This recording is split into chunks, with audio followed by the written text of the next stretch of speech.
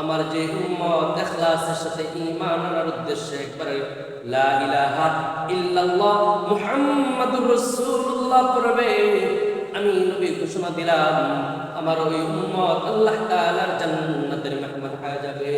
আল্লাহ পাক রব্বুল আলামিন তার যে বান্দাকে ঈমানের দৌলত দান করতে চান, রব্বে কারীম যদি চান তাহলে মুহূর্তের মধ্যে তার ওই বান্দাকে ঈমানের দৌলত দান করতে পারেন।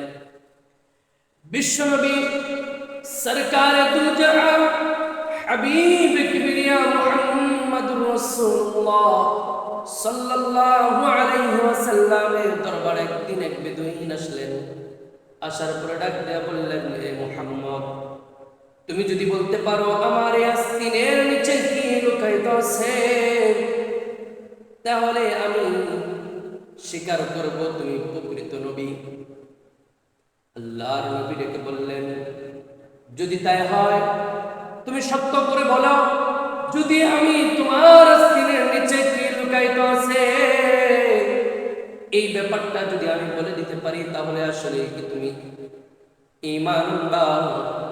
বেদুইন ডাক দিয়া বলে, হ্যাঁ হ্যাঁ মুহাম্মদ, তুমি যদি বলতে পারো তাহলে আমি তোমাকে বিশ্বাস করব যে তুমি আসলেই সত্য নবী। এবার নবীজি ডাক দিয়া বললেন, তাহলে শোনো, তুমি পথ দিয়ে আসতেছিলে, এমন মুহূর্তে তুমি দেখলে একটি গাছের মধ্যে কবুতরের বাসা দেখা যায়। তুমি ওই বাসার কাছে গেলে, যাওয়ার পরে দেখলে ওইখানে কবুতরের দুইটা বাচ্চা আছে। তুমি বাচ্চা দুইটাকে ধরে নিয়ে যখন আসতেছিলে, তখন ওই বাচ্চার মা কবুতরটা তোমার উপরে আক্রমণ করার চেষ্টা করলো। আর এক পর্যায়ে তুমি ওই বড় কবুতরটাকে সহ ধরে ফেললে।